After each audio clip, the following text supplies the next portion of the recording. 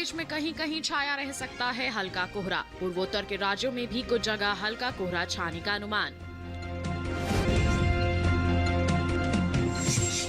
12 नवंबर से एक ताजा पश्चिमी विक्षोभ पश्चिमी हिमालय क्षेत्र को करेगा प्रभावित। जम्मू कश्मीर और हिमाचल में कहीं कहीं बर्फबारी संभव। अगले 2 दिनों तक देश में तापमान बना रहेगा स्थिर। इसके बाद पूर्वी और दक्षिणी राज्यों में 2 से 3 डिग्री तक बढ़ सकता है पारा। नमस्कार, आप देख रहे हैं दूरदर्शन किसान। मौसम खबर में आप सभी का स्वागत है। मैं हूं अदिति शर्मा। आज के मौसम खबर में हम आपको बताएंगे आगे आने वाले 2 दिनों के दौरान देश में कहां बरसेंगे बादल, कहां चलेंगी तेज हवाएं और कैसी रहेगी तापमान की स्थिति। साथ ही किसानों के लिए कुछ कृषि सलाह भी। लेकिन आइए शुरुआत कर लेते हैं यहां पर मौसम से जुड़ी कुछ खास खबरों के साथ। भारत मौसम विज्ञान विभाग के मुताबिक 2 दिन उत्तर प्रदेश में कहीं कहीं छाया रह सकता है हल्का कोहरा। इसके साथ ही असम और मेघालय के कुछ हिस्सों में हल्का कोहरा छाने का अनुमान जताया जा रहा है। वहीं नागालैंड, मणिपुर, मिजोरम और त्रिपुरा में भी कुछ जगहों पर कोहरे के आसार हैं। 12 नवंबर से एक ताजा पश्चिमी विक्षोभ पश्चिम हिमालय क्षेत्र को प्रभावित कर सकता है, यह अनुमान जताया जा रहा है मौसम विभाग द्वारा। वहीं 13 से 15 नवंबर के बीच जम्मू कश्मीर और लद्दाख में कहीं कहीं बर्फबारी की संभावनाएं हैं। गिलगित बल्तिस्तान में भी कुछ जगहों पर बर्फबारी हो सकती है। इस दौरान हिमाचल प्रदेश के भी कुछ हिस्सों में बर्फबारी का अनुमान जताया जा रहा है। अगले 2 दिनों तक देश में तापमान स्थिर बने रहने का अनुमान है। 2 दिन बाद पूर्वी और दक्षिणी राज्यों में पारा बढ़ सकता है। इन इलाकों में 2 से 3 डिग्री तक तापमान में इजाफा हो सकता है। वहीं आज तमिलनाडु और पुदुचेरी के कुछ हिस्सों में गरज के साथ तेज हवाएं चल सकती हैं। तो ये थी मौसम से जुड़ी कुछ खास खबरें। आपने जान लिया कि आगे आने वाले 2 दिनों के दौरान क्या कुछ खास रह सकता है मौसम के हाल में देश के अलग अलग क्षेत्रों में। आइए इसी के साथ बढ़ते हैं आगे। बता देते हैं आपको कि पिछले 24 घंटों की अगर हम बात करते हैं तो देश के कौन से इलाके में बादल बरसे और कहां तेज हवाएं चली। आइए देख लेते हैं कैसी रही मौसम की चाल। पिछले 24 घंटों के दौरान तमिलनाडु और पुदुचेरी में अनेक जगहों पर बरसात हुई। तमिलनाडु और पुदुचेरी के ही कुछ इलाकों में गरज के साथ तेज हवाएं चली। वहीं केरल के कुछ हिस्सों में गरज और तेज हवाओं के साथ बरसात दर्ज की गई।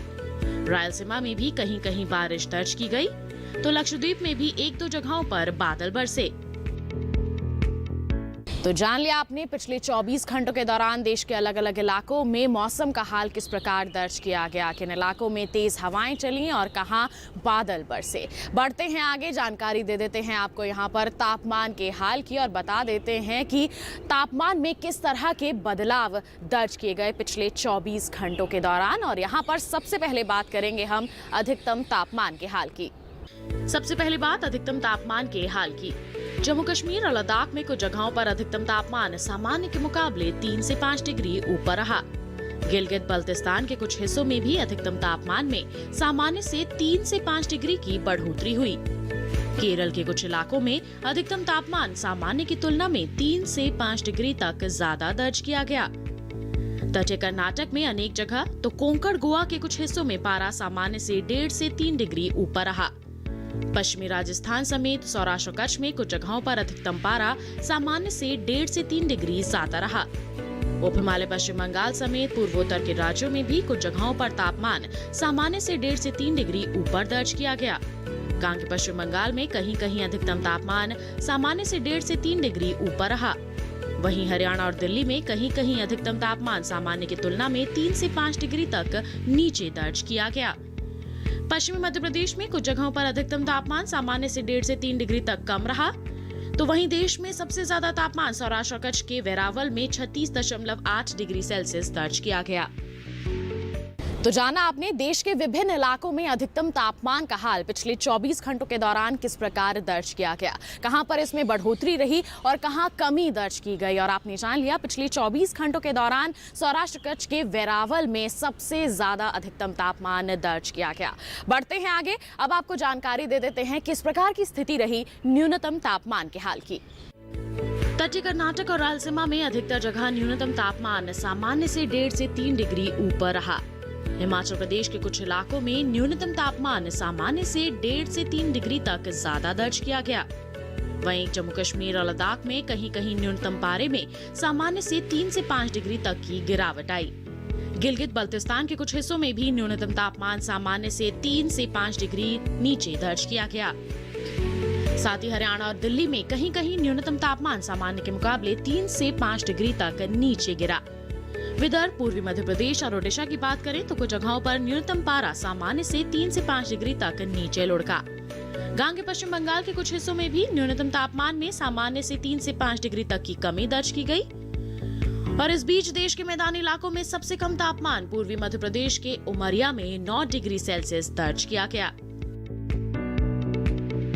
तो जान लिया कि न्यूनतम तापमान का हाल कैसा रहा। और पिछले 24 घंटों की हम बात करते हैं तो उमरिया में 9 डिग्री सेल्सियस जो न्यूनतम तापमान है वो दर्ज किया गया। और किस तरह की स्थिति रही अलग अलग क्षेत्रों में आपने जानकारी हासिल कर ली। बढ़ते हैं आगे, बात कर लेते हैं यहाँ पर मौसम के पूर्वानुमान की। और आपको बता देते हैं कि आगे आने वाले 2 दिनों के दौरान देश भर में कहाँ बादल बरस सकते हैं, कहाँ तेज हवाएं चल सकती हैं और कहाँ मौसम शुष्क बने रहने के आसार है। आइए देखते हैं ये खास रिपोर्ट। भारत मौसम विज्ञान विभाग के मुताबिक तमिलनाडु और पुदुचेरी में 2 दिन 1-2 जगहों पर बारिश की संभावना है। इसी तरह केरल में भी कहीं कहीं बरस सकते हैं बादल। वहीं तटीय कर्नाटक और दक्षिण कर्नाटक के अंदरूनी हिस्सों में बारिश का अनुमान नहीं है। उत्तरी कर्नाटक के अंदरूनी हिस्सों में भी मौसम साफ बने रहने का अनुमान है। तटीय आंध्र प्रदेश, तेलंगाना और रायलसीमा में भी फिलहाल बारिश की उम्मीद नहीं है। दूसरी ओर अंडमान निकोबार द्वीप समूह के कुछ जगहों पर बादल बरस सकते हैं। उत्तर भारत पर नजर डालें तो उत्तर प्रदेश, पंजाब, हरियाणा और दिल्ली में फिलहाल बरसात की उम्मीद नहीं है। जम्मू कश्मीर, लद्दाख, उत्तराखंड और हिमाचल प्रदेश में भी अगले 2 दिन बारिश के आसार दिखाई नहीं दे रहे हैं। इसी तरह राजस्थान में भी बारिश की संभावना नहीं है। पूर्वी राज्यों में बिहार, झारखंड और ओडिशा में भी अभी मौसम साफ रहने के आसार हैं।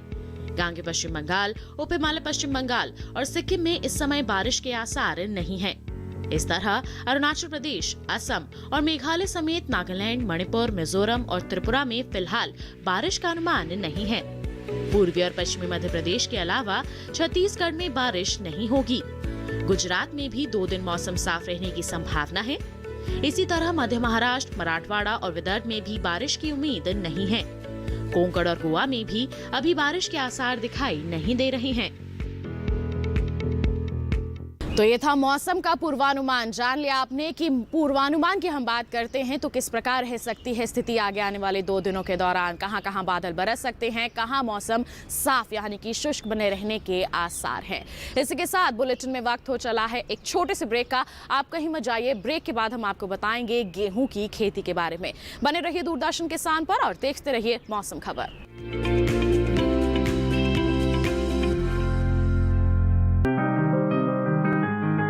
बीमारियों से कैसे बचेगी फसल, मवेशियों की मुश्किलों का क्या है हल, कहां से लाएं बीज, कितनी लगेगी खाद, किसानों के हर फोन का विशेषज्ञ देंगे जवाब। देखिए हेलो किसान लाइव सोमवार से शुक्रवार शाम 6 बजे।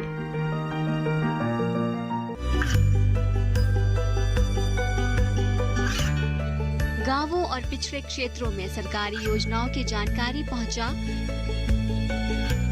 देश में कौशल और क्षमता विकास कर ग्रामीणों को सामाजिक बदलाव और विकास से जोड़ने की दूरदर्शन किसान की पहल चौपाल चर्चा देखें सोमवार से शुक्रवार सुबह 9 बजे।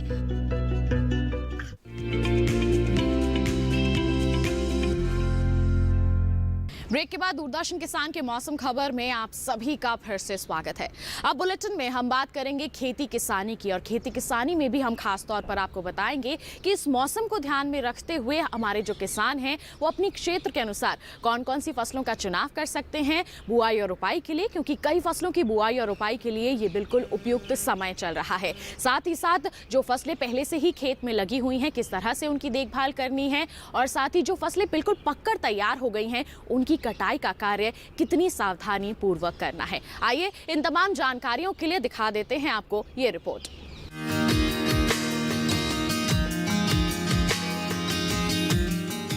हर फसल की बुआई का अपना समय होता है, जिसको लेकर कई सावधानियां बरतनी होती हैं ताकि फसल से अच्छा लाभ मिल सके।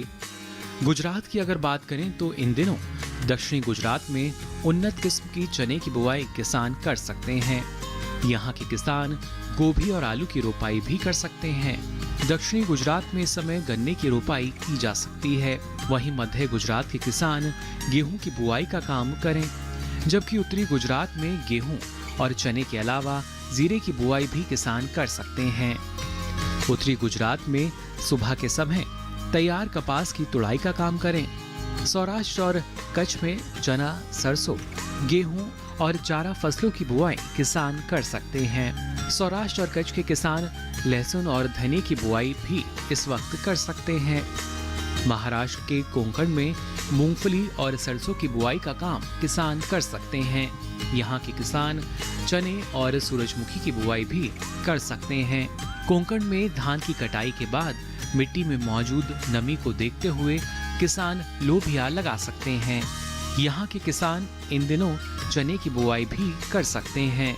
मध्य महाराष्ट्र में गेहूं, चना, मक्का और सूरजमुखी की बुआई किसान जारी रखें। साथ ही मराठवाड़ा के किसान गेहूं और रबी के चारे की बुआई करें, जबकि विदर्भ में कपास की तुड़ाई जारी रखें। विदर्भ में ही गेहूं, चना और सरसों के अलावा अलसी किसान बो सकते हैं।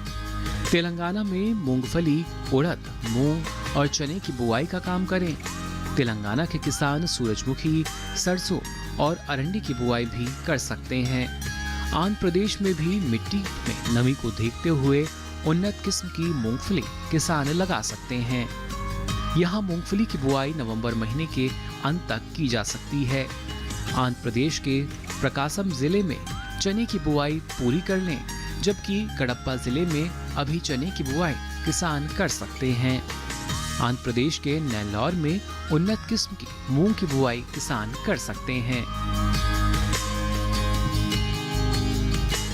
तो इस रिपोर्ट के जरिए आपने जान लिया कि आपके क्षेत्र के अनुसार इस समय आप अपने खेत में कौन से कृषि कार्य कर सकते हैं, आपके क्षेत्र के अनुसार किन फसलों का चुनाव कर सकते हैं बुआई और रोपाई के लिए, और साथ ही इस बदलते मौसम में किस तरह से आपके खेतों में जो फसलें लगी हुई हैं उनकी देखभाल करना बेहतर रहेगा। बढ़ते हैं आगे, बात कर लेते हैं आज की फसल की, और आज की फसल में हम आपको बताएंगे देश की प्रमुख खाद्यान्न फसल के बारे में। जी हाँ, हम बात कर रहे हैं यहाँ पर गेहूं के बारे में। गेहूं हमारे देश की प्रमुख फसल है और इस समय इसकी बुआई के लिए बिल्कुल उपयुक्त समय चल रहा है।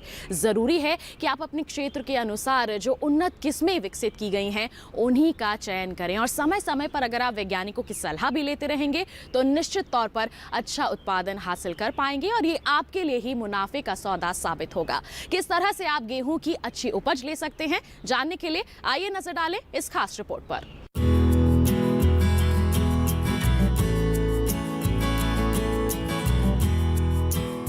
गेहूं की पैदावार के लिए बहुत ज्यादा तापमान की जरूरत नहीं पड़ती है।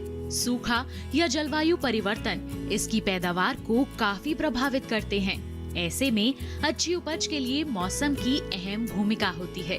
वैसे उन इलाकों में गेहूं की पैदावार अच्छी होती है जहां गेहूं के बढ़ने के समय मौसम ठंडा और नम हो, जबकि फसल पकने और कटाई के समय मौसम सूखा और गर्म हो। इसके बीज के अंकुरण के लिए 20 से 25 डिग्री सेल्सियस तापमान अच्छा माना जाता है, जबकि इसकी उपज के लिए 100 सेंटीमीटर से कम और 75 सेंटीमीटर से ज्यादा वर्षा की जरूरत पड़ती है। यही वजह है कि गेहूं की बुआई अक्टूबर से लेकर दिसंबर तक की जाती है। गेहूं की बुआई से पहले किसानों को कुछ बातों को ध्यान में रखना चाहिए कि जिन बीजों की वो बुआई करें वो बीज साफ, स्वस्थ और प्रमाणित हो।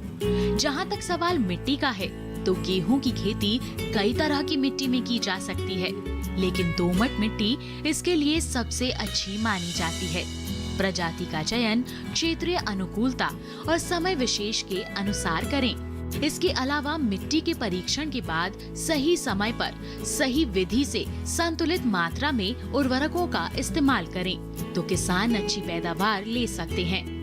अगर गेहूं की बुआई सीड ड्रिल से की जाए तो इससे उर्वरक और बीज की बचत की जा सकती है। असिंचित गेहूं की बुआई का समय 15 अक्टूबर से 31 अक्टूबर है। हालांकि इस अवधि में बुआई तभी संभव है जब सितंबर माह में पर्याप्त वर्षा हो चुकी हो। इससे भूमि में जरूरी नमी बनी रहती है। सिंचित गेहूं के लिए नवंबर का पहला पखवाड़ा सही होता है। इसमें बीज को 2 से 3 सेंटीमीटर की गहराई में बोना चाहिए, जिससे अंकुरण के लिए पर्याप्त नमी मिलती रहे। कतारों से कतारों की दूरी 20 सेंटीमीटर रखना चाहिए। इसके लिए बीज की मात्रा औसतन 100 किलोग्राम प्रति हेक्टेयर सही रहती है। वहीं 15 से 20 दिसंबर तक पछेती किस्मों की बुआई जरूर पूरी कर लेनी चाहिए। इसकी बुआई के लिए औसतन 125 किलो बीज की जरूरत होती है। इसमें कतार की दूरी 18 सेंटीमीटर रखें।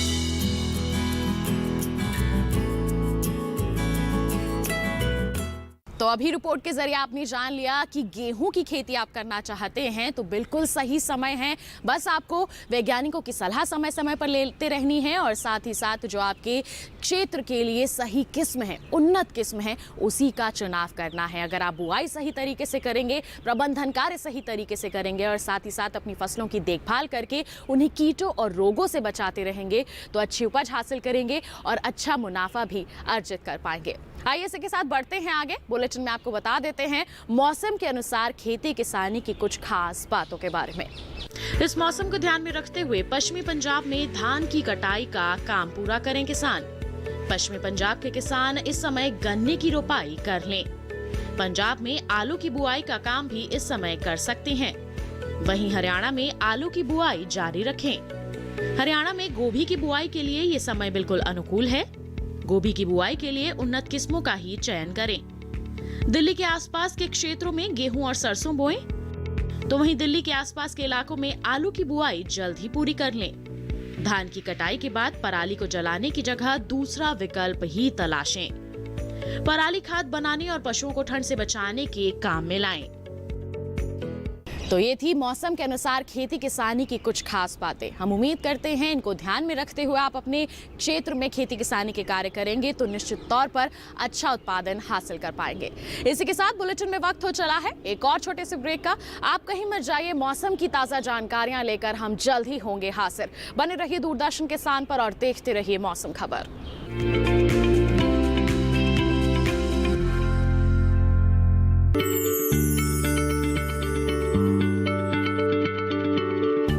क्या आप किसी बीमारी से परेशान हैं? चाहते हैं डॉक्टर की सलाह? तो हम हैं आपके साथ।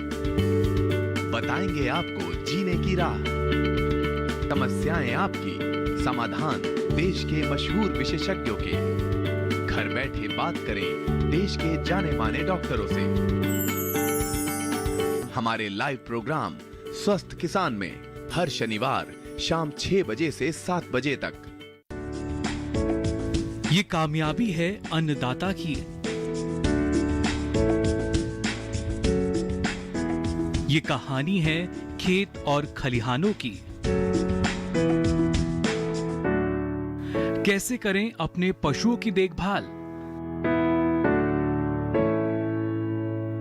जानिए गांव-गांव के किसानों का हाल। देखिए गांव किसान सोमवार से शुक्रवार दोपहर 12 बजे सिर्फ डीडी किसान पर।